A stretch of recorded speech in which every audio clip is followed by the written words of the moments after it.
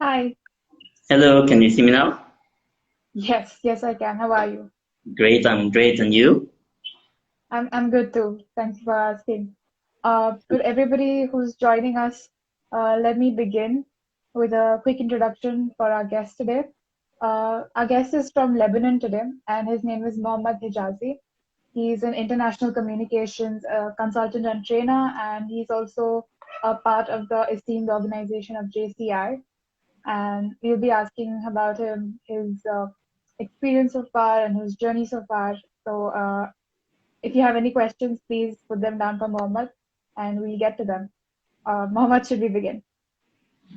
Yes, thank you very much for hosting me today, and I'm very happy to be here with you. I think I'm the 78th country or person from a different country that you've done so far, so it brings me great pleasure to be here with you to discuss a lot of different topics. So the floor is yours to start. Thank you so much. My first question to you, Mohammed, is you are an international communications consultant and trainer, as we discussed. So you have been one of the first few people to educate on the importance of digital marketing in Lebanon and Middle East. So how did that happen, and why were you the first? Sure. So not a lot of people know this about me, but I'm actually a scientist by education. My first degree was in biology, and while I was doing that degree, I figured social media and digital was starting to show up in my country and even in the world. So we're talking about 2007, 2008, where Facebook was a couple of years old, Twitter was just starting, so people really didn't know anything about this field. And in 2010, after I almost finished my degree, I found out that I wasn't really passionate about uh, continuing in the biology or the medical field. And I had one of my teachers, she was really passionate about social media, and I was doing a lot of things. I started my blog back in 2008, which was one of the first blogs in Lebanon. People didn't even know what a blog was back then. And she asked me to help her create a social media course for the business school in the American University of Beirut, which is the best university in Lebanon and the Middle East. So, and in parallel to that, I had created a nonprofit initiative called the Online Collaborative, which actually helped people to learn about what they can do in a positive way on social media or on digital media. And that's not just about, sharing photos or, things like that. We created several programs that can help educate people and businesses for free on or very limited resources to Hmm. teach them things like how to find a job online, how to meet people that they could potentially create a startup with or get a job. Or, we also had a lot of different programs for different demographics. We taught children how to, make sure that they're safe and their information is private online. We taught teachers how to use social media in their classrooms. We taught businesses how to go online. And in my experience, there's been a lot of restaurants and different industries that came to me to help them create their strategies. But the most fun that we've had in online collaboratives personally for me is courses that were created for senior citizens under the University for Seniors program. And this was a very successful program that was even featured in international newspapers and magazines such as Mashable, where we got people who are above 50 years old, didn't know anything about using a computer or a phone, and created customized programs to teach them how to use Facebook, how to use a computer. The funniest things that we got, like people were using the mouse and they were doing it like this and they didn't know how to use the mouse. So we're teaching them from scratch how to use an iPhone and all of that. And with that, they were able to communicate with their children, because if you think about it, back in 2010, people were still using the phone to call their Hmm. children who maybe are in different countries.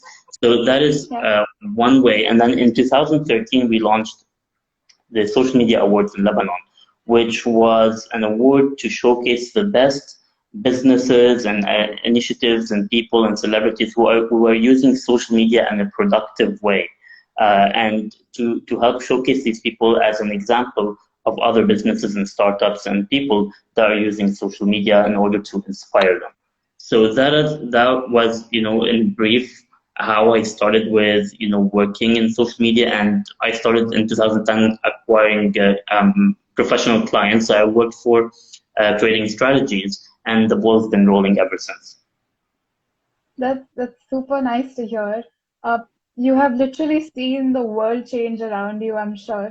Mhm. So I'm sure there must have been some difficulties on your end to get people to positively respond to this in the beginning. So what was that experience like? Yes, definitely. It was very challenging because from a business standpoint, people were not used to computers or even social media or anything related to online, and they were still spending a lot of their money on advertising in newspapers and in magazines and Right. in radio, and people really didn't interact that much, and you couldn't even know who your audience is when you're advertising in these.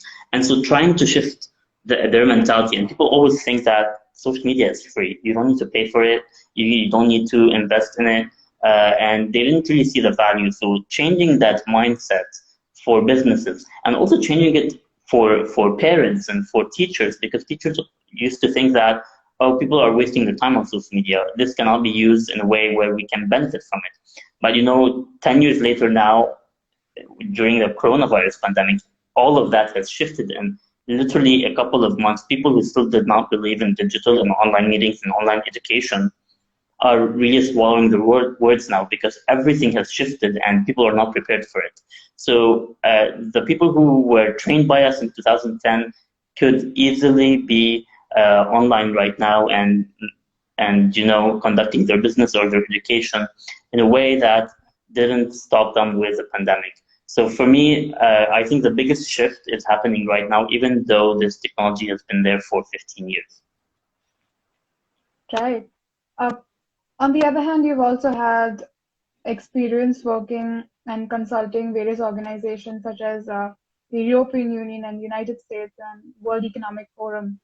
So how did you get in touch with them and what was that experience like? So a lot of these organizations have contacted me themselves. Basically, most of them are either on LinkedIn or by email through the word of mouth of the experience that I've had. And working with the European Union, for example, on different projects in Lebanon and Jordan and around the region, really was a completely different experience, because we worked with Syrian refugees, for example, and in order to see how they are living and their situation, and how the funds that are coming from Europe are helping them. We also worked on things like the youth programs, drug addiction, women empowerment, a lot of different topics that, in the Middle East, we don't really care that much about yet. And trying to create communication strategies to, for example, get people who are addicted to drugs to come and try to solve their problems without, getting in trouble with the police or with law enforcement. Creating communication strategies for them in order for them to get convinced that they can get help without, going to jail. Or creating strategies for refugees to help them learn about a lot of different things. Some of them related to sexual awareness, some of them related to health and water sanitation and reproduction, a lot of different things that they might not have been aware of. So it was a completely different challenge working with, these types of organizations and these types of projects compared to commercial projects, because when you go to a commercial client, they know what they want or they know where they want to go. But with these types of audiences, you have to try as much as possible to innovate new ways to convince them of the message that you want to portray.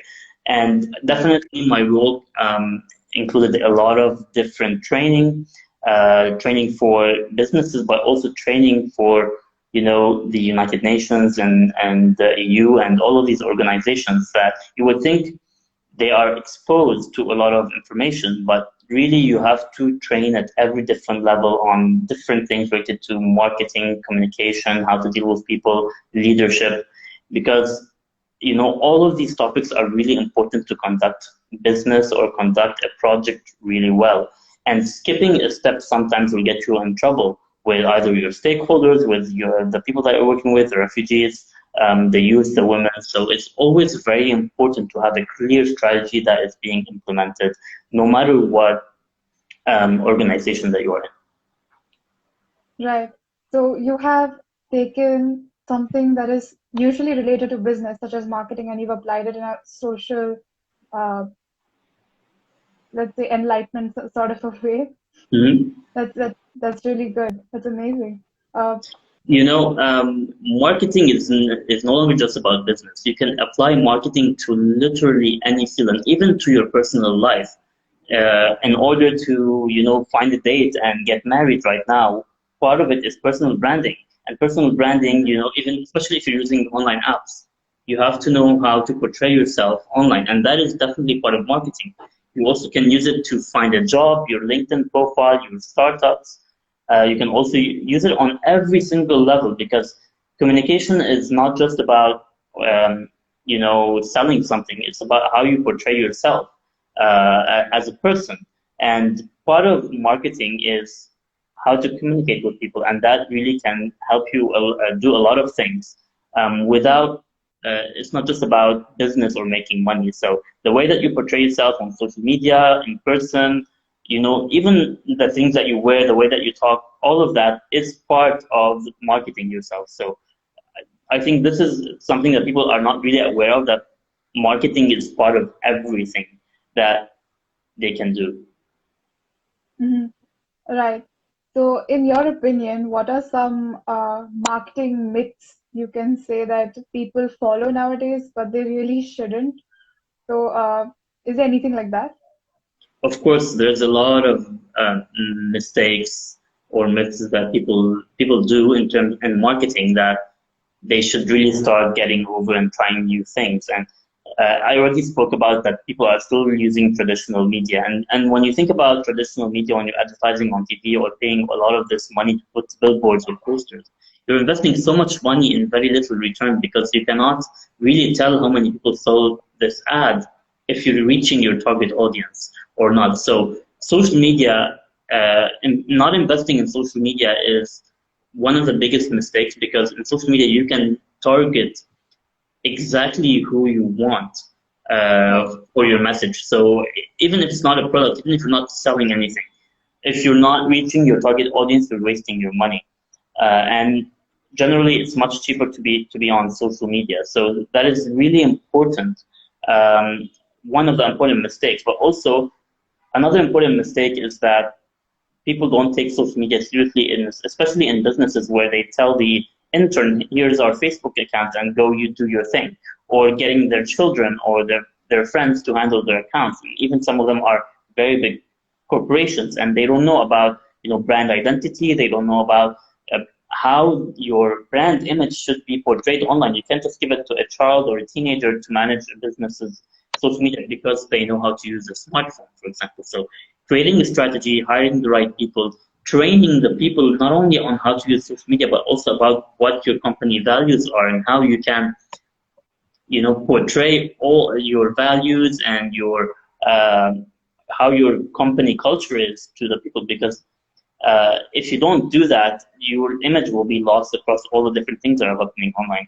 And another big mistake that people do is they go on social media and they do a general audience. They don't target. They don't choose who their audience Mhm. is, and it's a very big mistake because you're spending money that could be used um, in a more effective way. So to give you an example, I always see diaper ads targeted to me on Facebook or on Google, even though Facebook or the system already knows that I'm not married, I don't have children. So why am I seeing all these ads that are catered to diapers or to people who have children when that company could have used that money that they're using to advertise to me to advertise to parents who will actually go and buy these diapers? And Right. so this is a really ineffective way of doing marketing, and companies should really be aware, or organizations should be aware about targeting. And one last thing I want to say about this is maybe the biggest mistake is that people are not spending money on marketing. And usually the standard is to have 25% of the operating budget spent on marketing, because the more that you spend, theoretically, the more that you get in return in terms of sales or exposure, or it depends on your organization's mission. So if you're not putting 25% of whatever you're taking in revenue on marketing, it means that you're not really optimizing your process, and you could be doing so much more and getting in so much more from marketing. Yes. Wow. This is some really great tips, and I hope they reach the right people. Uh, Mohammed, you have also co-authored a book called Contemporary Management. If you could please tell us more about what is covered in that book and how did you come to writing it? Sure. So this was one of my pleasures to do a couple of years ago. The lead author of this book, she's a Russian professor at the American University of Beirut. Her name is Dr. Marina Apaydin. She really wanted me to contribute to this book about how we can use, digital to enhance the management of companies, and this book is a really great resource for university students. So it's being taught at universities all across the Middle East and North Africa. And it was really a great pleasure for me to participate in this book because also it's been published by the biggest textbook publisher in the world, which is McGraw-Hill. And I believe you can get it on Amazon. For my part, I contributed about how we can use digital media to organize the teams in our companies or in our organizations, how to communicate with them, how to prevent burnout, because right now we're getting information from all over, from TV and our phone. We're connected all the time, so we're getting so much information and we're getting burnt out by all this information overload. So how to avoid that and try as much as possible to be effective when you're running an organization or a company. So it is a really important book. My contribution is for the Middle East edition, but there's also different editions all over the world for this book. And it was really a pleasure to be part of it and to share my experience with university students who are becoming managers and entrepreneurs and company owners all over the Middle East. So for me, it was a really exciting experience. Amazing. Congratulations for that. Thank you very much. Moving, moving on to your experience being in the JCI, you've had a very long and exciting journey with the JCI. So if you could share some of your milestones from there with us. Of course. So I believe you've had previous speakers who were part of JCI, but Yes. quickly I'd like to give a small overview of what we do. So JCI is an organization, an international volunteers organization that creates opportunities for the youth to create positive change in the world. So this means that whatever you are interested in a domain to improve your community on the community level and the local level, you can join JCI, create a project to fix a problem that you have. Previously we used to think that the government is responsible of fixing everything. And we've been seeing a lot of different issues pop up in all countries in the world, from Lebanon to the US to India to literally any country. There are many things that the government is not providing us with. So as active citizens in our community, what we do is create sustainable solutions for the issues that we're facing in our community, in our neighborhood, in our city, and try to implement those while also learning valuable skills such as, project management, public speaking, learning how to deal with people, learning to manage stress, learning to manage teams. A lot of different things you learn that are also valuable for your life and for your career professional life. So in short, that is what we do in JCI. And this year I have the pleasure of being the vice president assigned to Africa and the Middle East. And I'm responsible for 9 countries in West Africa and the Indian Ocean. And I'm really happy to, had to have been part of this organization because, the way that I joined JCI was something on whim. Someone contacted me on Facebook. They're like, hey, let's have a meeting. We need your help to market this organization. So that's how it started. And then, I was pretty busy that year. I was giving them tips on how to run Facebook and all of that. And then one of my really close friends now, he messaged me back then and he told me, we're going to Japan in November. Do you want to go? And I was like, sure, I've never been to Japan. When will I get this opportunity to go to Japan? So I was like, sure, I will go. And we went to Japan for the JCI World Congress in 2015. And the JCI World Congress is an event that brings over members from all over the world. I didn't mention that JCI is present in 120 countries. And so all of these countries come together in one event every year, and you get to meet people from countries you've never even heard of before. And so that was my first exposure. And when I came back to Lebanon after seeing all these people and all these events and all this positive impact happening all over the world, I was really excited to start my journey effectively with JCI Lebanon. And I've held several positions, going to national president in 2018 of JCI Lebanon, and I've been serving on the international board this year. With a lot of different things that we're creating in Africa and the Middle East. We're doing a campaign around tree planting to increase the greenness of our area, and that is a project that is very dear to me because we started the iGreen Beirut project in 2017, which now became an area-wide project that people are implementing all over Africa and the Middle East. So this is one of the projects. We also collaborated with World Cleanup Day in Lebanon. When I was president, we had a very big cleanup in one day on September 15 in 2018, and we cleaned more than 30 locations with 3,500 volunteers from all over the country. And that is something that usually you never see, because if you research things about Lebanon, you hear about our garbage crisis, and you hear about the lack of resources or the lack of implementation from the government to recycle, to create garbage recycling centers, or to even pick up the garbage from the street. So we had a lot of problems with this, and we've been doing it ever since to try and not only just pick up the trash, but teach people about recycling, teach people about that this is their community is part of them, and if they throw things on the ground, then it means they're polluting their home or their city. And we're trying as much as possible to educate people. So in JCI, we're not a charity organization. We don't just give money to the poor. We educate people on how they can become better in trainings. We give them opportunities. We try to find them jobs. A lot of different things. And this is what I really like about this organization. And definitely, I've learned so many other things that we can talk about if we have time. Right. So my next question to you is, if someone wants to join the JCI, how can they do that, and what change can they expect in themselves once they do?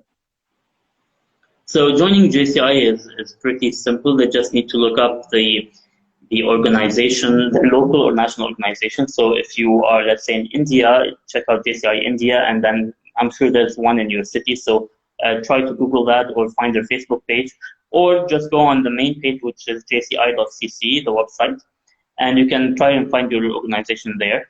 If there is no JCI organization in your city or in your country, there's an opportunity for you to create that and be one of the first leading active citizens in your country.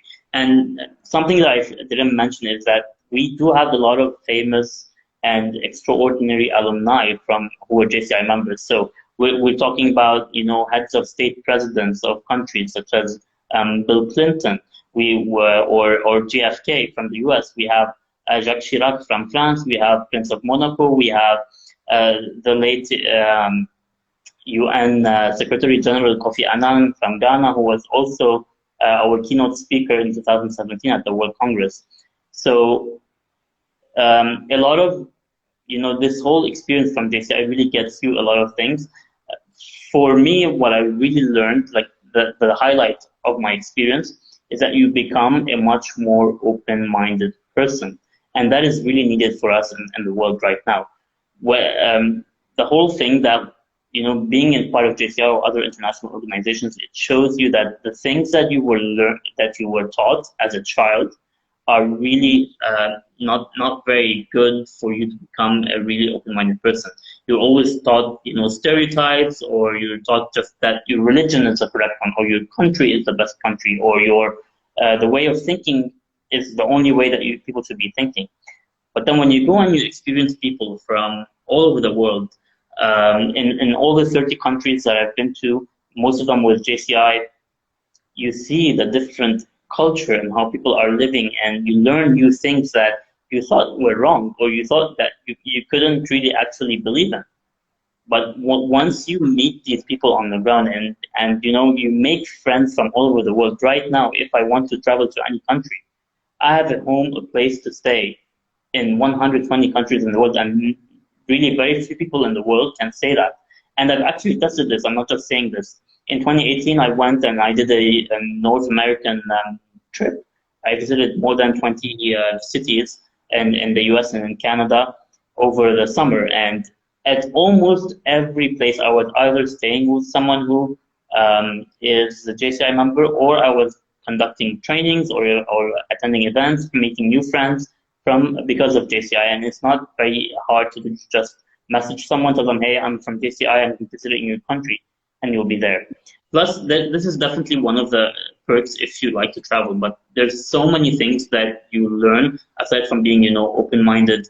You learn a lot of leadership skills, how to deal with people, you learn how to manage stress, you learn how to just to really make friends when you're put in a very new situation. And definitely it comes with a lot of commitment, and you need sometimes a lot of stress. You're managing big projects, you might have some conflict, but also it really prepares you for life in a sense. And you see, for example, in Japan, which is our biggest organization, a lot of the people who join JCI, or it is highly recommended to go into, if you want to go into politics, to be part of JCI. And you see a lot of their presidents of the country or politicians have been part of JCI because it teaches them how to be diplomatic and democratic, and how to learn the political game as well. So Right. there's so many things that are in it for you. It depends on how much you commit and what projects that you work on and how you commit yourself. So there's a lot that I can talk about this, but I encourage people to look up their national or local organization, look up JCI.cc. They can also message me if they like, and I can try as much as possible to connect them to the right people. Amazing. At the end of the session, we will definitely share your social media handles so people can get in touch with you if needed. Definitely. My next question to you, Mohammed, is you are very passionate about spreading quality education and work and economic growth. So how exactly are you planning to do that? So these are from the United Nations Sustainable Development Goals, and these goals were put in 2015 in order to try as much as possible to achieve them by 2030, to make a better world in different things. So some of them are poverty, and some of them are about gender equality or about discrimination, about all of that. For me, I believe that most of the problems that are arising can be solved by education. I'm not just talking about formal education. I'm not just talking about going to school or going to university. Educating people about skills and about things that are useful for them to make them more capable economically will really reduce a lot of the problems that we have, starting from poverty, but also from discriminations, from wars. I believe that properly educated people will not have time for conflict, or will try as much as possible to reduce conflict, and will eventually be able to have more peace in the world. Now, definitely we cannot. When I'm talking about peace, I'm not talking about countries, and I'm not talking about all of the conflict that is happening, because that is beyond the one person, and that is beyond. It's very political. It's very economical.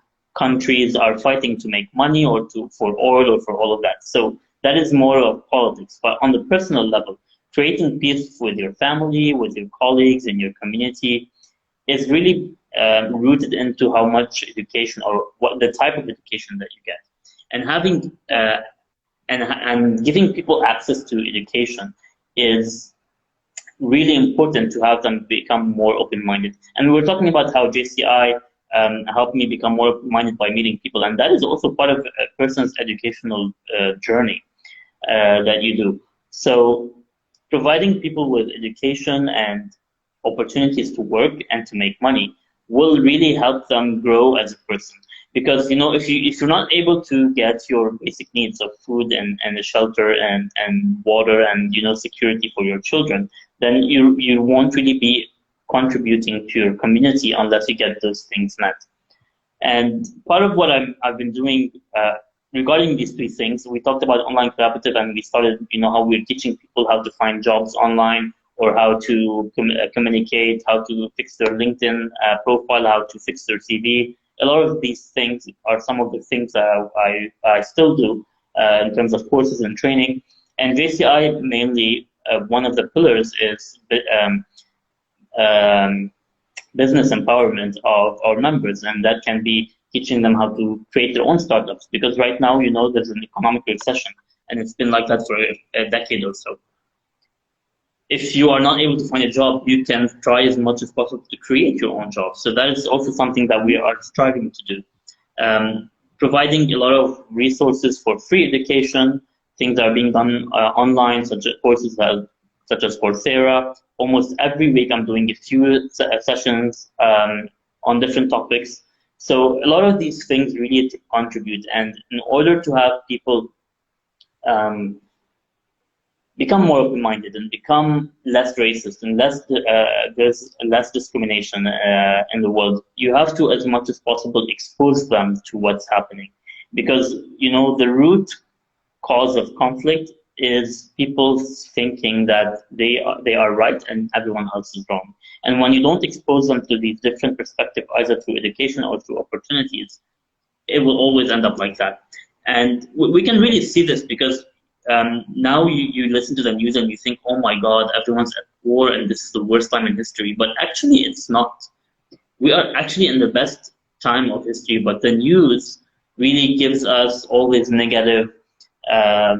the negative things that we see. But if you compare it to 100 years ago, 200 or 500, there are less people at war right now. There are less people dying from hunger. There are less people in conflict, and there are more educated people all over the world. And if we are able to achieve 100% literacy by 2030, which is the goal of the education sustainable development goal by the UN, then you will see a lot of change in terms of the problems that we have. So we will shift from people not able to have food or all of that to things more like climate change, to things like artificial intelligence and robots and all of these things taking our jobs.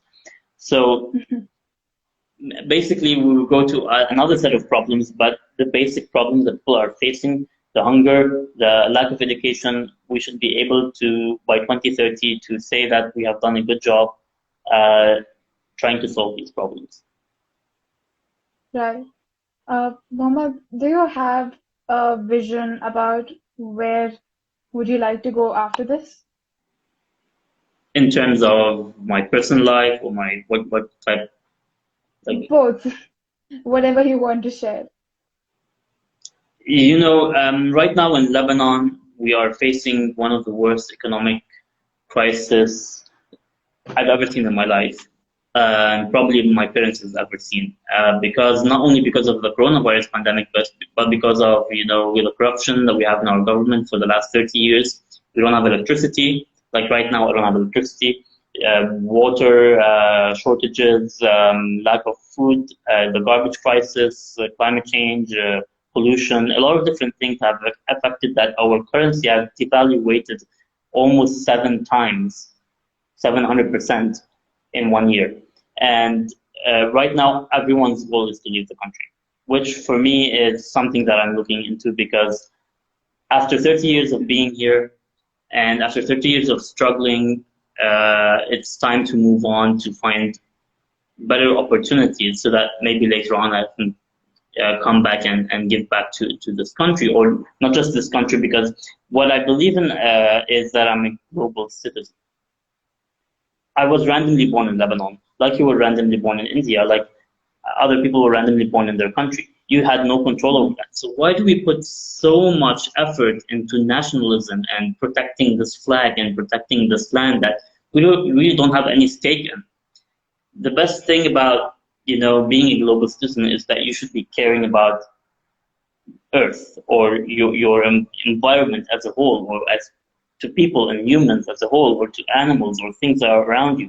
You're not just having a lot of this discrimination towards your own culture that you were randomly born in, and what is the percentage, or what is the likability that you are the true culture, the one that is right, that you are the true religion, you are the true um, education, or anything that you've learned. What is the statistically, you're not the right one. And if you don't really learn that, and if you don't learn to open up to people and to learn from everyone, because everyone you meet at any stage, be it a child or an old person or a poor person or a rich person, you have something to learn from that person, because their experience of life is different. The shoes that they've been wearing and their journey of life is different.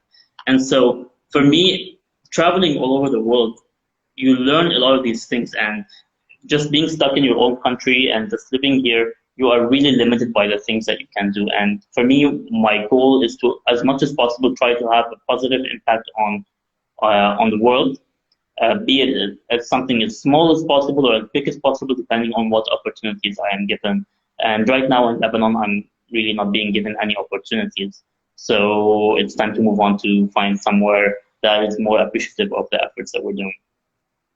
Mm-hmm. We wish you all the very luck with that Thank you on very your mission. Coming to our last 3 or 4 questions, uh, do you have an inspiration or someone that you look up to when it comes to your work, whether career-wise or the social work? Definitely, as I mentioned, having a scientific background, I really care about finding, the truth in a sense. And when it comes to work or anything like the meaning of life, or any of that. And what I found out is that being objective is the important thing that people should strive for.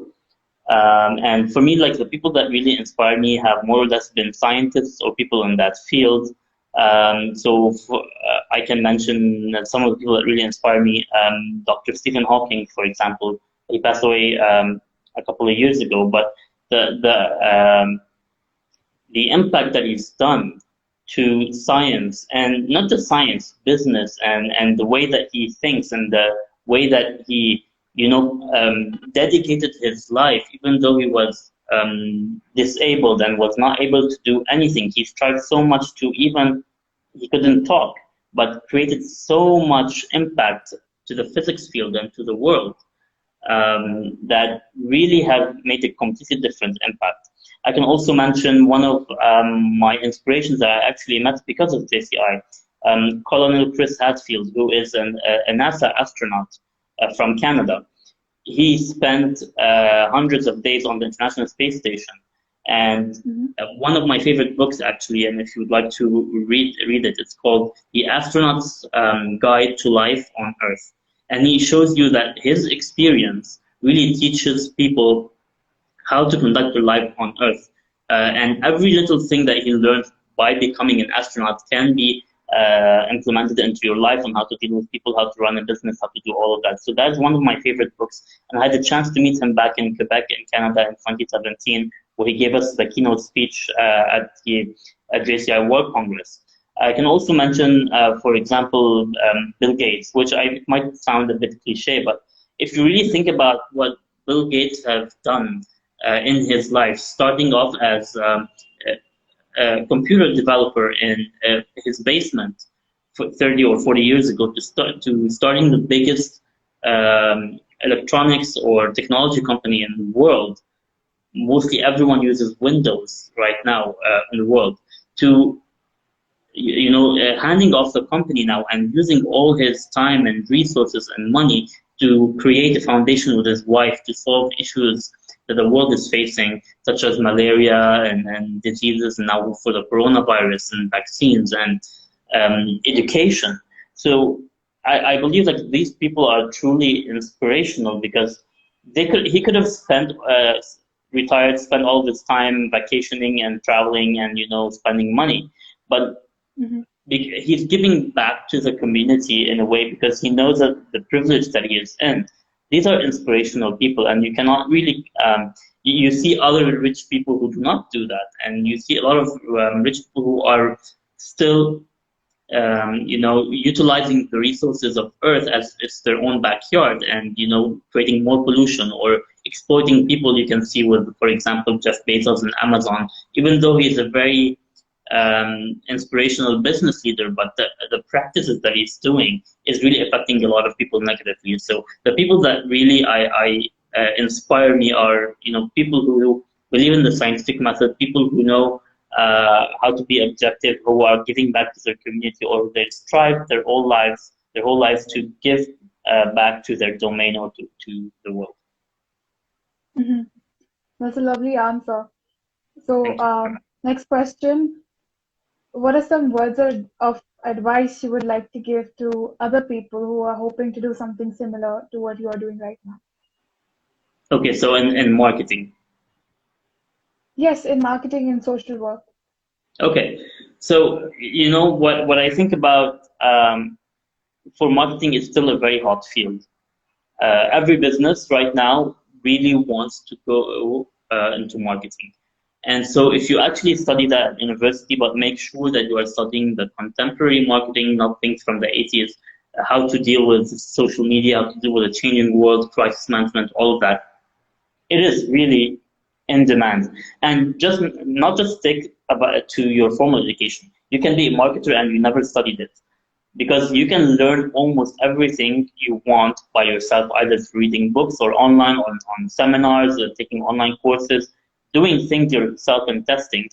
Really, this domain is about learning and keeping up to date because what I learned at university 13 years ago, most of them is not relevant anymore. And if I was not reading and studying by myself or learning new things, I would be very obsolete. So people who want to go into this domain of marketing and digital, they need to know that you always need to keep learning.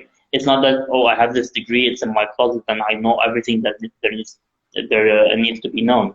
That's not correct because things are changing every day. There's TikTok now, which was not available last year or 2 years ago. Mm-hmm. And how do you use that for your business or for your organization, for your message? So you need to learn new tools, new things, new strategies all the time. But it's really good because I don't see that this field of marketing, the creative part of it, being taken over by robots or artificial intelligence in the next 50 years. Probably Right. the technical part of it will maybe be taken over. So, the algorithms, posting ads, creating, the technical part. But AI will not be able to replicate human behavior or understand humans, especially the non-English speaking humans, because all the investment of AI is catered to English speakers, right? So people who speak the Indian languages or the other non-popular languages, let's say Arabic, let's say Persian, let's say Chinese, AI is not going to keep up very quickly with that, and I think you still have hope to work in this domain for the foreseeable future. So I would encourage to people to join this domain, even if it's not just marketing, it can be graphic design, it can be the creative domain of communicating with people, training. I don't Mm-hmm. see AI training people effectively soon. So there's still hope for that. And if you cannot find a job in this field, it's not that hard to create your own. For me, I've never had a full-time job because I've always been working for myself and trying to get clients to consult for them. So that has given me the opportunity to travel, to see the world, to learn new things, to meet new people. And so this is another thing that we can take out from my experience is that do not limit yourself to an office job. Try as much as possible to show how much you are worth to several clients where you can be working more or less on a freely in order to really enjoy life because life is not about having working until you're 60 and then your bones or your body is giving out and you retire and you will not be able to see anything, right? Life is about enjoying the journey, your career, the way that you're living. Life is about enjoying food and culture and people. So if you're Mhm. just asking about having a full-time job uh, throughout all of your life, and then after that you will enjoy life, no one's guaranteed that you'll be living tomorrow, right? So this is really part of a shift of how career should be or how work should be, and it's not easy. Trust me, it's not easy because like I don't have let's say an insurance that I will have the clients tomorrow. If you have a full time job, you're much stable. But again, if I have a full time job, I'm spending 50 or 60 or 70% of my time at work and then rest sleeping, and I would not have enjoyed my life. So this is something that is relevant not just for people who work in marketing, but in every field. Try as much as possible to the extent, I'm not saying quit your job and don't have a backup plan, but try as much as possible to live your life while working, or choose a career that you are passionate about, that it doesn't really feel that much that you are suffering to make money. Right. Absolutely. Words of advice for sure. So, next question is for our Indian viewers and listeners and other viewers from other countries as well. What would you like to tell us about Lebanon and what you love about it? Sure. So before I talk about Lebanon, I want to mention that India has been one of my favorite destinations. I've been there a few times. I've been to many different cities, and the culture and the food. The food Lebanese is perhaps is my second favorite cuisine after Lebanese cuisine, and the diversity, the people, the rich culture. It's really an experience, and I would like to, recommend India as a destination to the people who are watching that are not from India, because with a lot of things that you hear on the news, or you don't really see the true essence of India, and definitely it's not that hard to get to India. It's not that hard to travel across India to meet people there. With JCI, it's even much, much easier. So I would recommend India as a destination, the food, the people, the culture.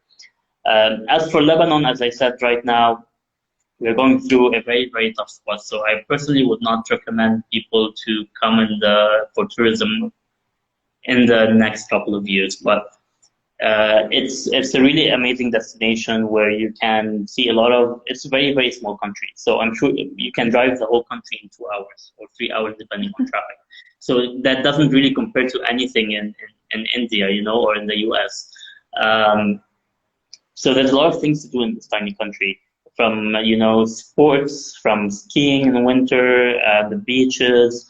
But my favorite thing about the country is the food, because we really have a very high standard of food, and the types of food that we have, it's more or less healthier than Western food, and the spices and the care that people put in the food here, I've never seen it anywhere in the world. And really, when I say it's not just because I've been born here, and it's not something that I really care about if it's bad, but food here is something completely different than what I've seen all over the world. Even if you go to neighboring countries, it's not as good. So uh, try the food. If you are not able to come here, try learning some of the recipes. Some of them are hard, some of them are very easy. So that's really good. Try as much as possible to meet some people from here, because what I've learned that people from Lebanon are by far the most resilient people I've seen. Because when you come from a country where you have nothing that is provided to you by the government, you have to innovate, you have to be resilient, and that's why you go and see Lebanese people all over the world achieving high ranks. Some of them reaching presidents status, or government status, or big companies, biggest billionaires in the world, in South America, in Africa, in the US, in even in Japan. So the people here are very resilient, very stubborn, but generally know how to have a good time. And this is what a really good thing about Lebanon: the restaurant scene, the nightlife. Hopefully, after we get over this economic crisis, there's a lot of things to see here. But with this crisis, I would recommend that maybe wait a couple of years and come back again. Probably everything will also be cheaper. Sure, for sure. We're looking forward. And finally, with that, we come to the final question of the session today. So, Mohammed, if our viewers and listeners want to connect with you and know more about the work that you do, how can they do that? Sure. So the easiest thing is you can connect with me on Instagram or on Facebook. You can just look for my name. It's spelled the same everywhere. If you are interested in business related things, you can follow me on LinkedIn for opportunities, or if you would like me to help you with your business or consult with you. Instagram for me is more of a fun, artistic profile where I, mostly post pictures from traveling or things that I'm doing. And then Facebook, I also have a Facebook page, not a profile for business related things. So you can also connect with me there and definitely on Twitter. But right now, if you follow me on Twitter, it's going to be more about the news coming out from Lebanon. So it might not be very relevant to you. So you can feel free to connect with me everywhere. Feel free to also, as I said, check the JCI website. You can check JCI on Facebook, jci.cc for the website, JCI on Instagram, and learn and try if you're interested to join your organization in your country because it's really a life-changing experience. Great. Thank you so much, Mohammed, for really being so detailed about all your experiences and your journey. It's been lovely talking to you. And I'm sure the words of advice that you've given and the stories that you've shared with us, they'll definitely come in use of someone when they decide their career tomorrow, hopefully. So thank you so much for giving us your time. Thank you very much for hosting me. I really enjoyed this conversation, and I really look forward to seeing people from all different countries on your live stream this whole month. I really encourage people to tune in because if you're not able to travel, at least you can watch conversations with people from all over the world in order to learn about their culture, learn about their careers, learn new things that can inspire you become a better person in your life. So thank Thank you you so very much, much Mohammed. for all the hard work for you and for your team and for Amit and everyone who's doing. But also, I would like to ask you maybe to, because I have some of my followers here, maybe you can just give us, a short introduction about what your organization does so that people are aware of also the impact that you are doing across the world. Sure. So, Mitti Ke Rang is a social venture that was started for the benefit of widowed women in India, because widowed women are usually looked down upon in most cultures, and we did not want to see that happening. So we try to make them, just like JCI, we try to make them more self-independent so that they can earn their own living. And from helping widowed women, we have expanded to helping the communities around them as well. And ever since the coronavirus has started, we've also started fundraising for the daily wage workers here who have been out of jobs since the pandemic has spread. So, yes, we are helping almost 3,000 families, and hopefully, we'll reach that target soon. That's amazing. Is there a way that people can join or contribute or take part of this initiative? For sure, yes. So there is a website called Melap. The link we can add somewhere so that, or I can send it to you that you can send it around to your followers. So through that link, Indian as well as internationally people can donate for our cause. Okay, perfect. Great to learn that there's a lot of great people doing great things, especially now with the pandemic and the economic crisis. And this is what we can do as individuals to volunteer our time and our experience to try as much as possible, even for a little bit, try to make the world a better place. So thank you very much for having me here with you. I really enjoyed it. Thank you so much, Mohammed. Please take care. You too.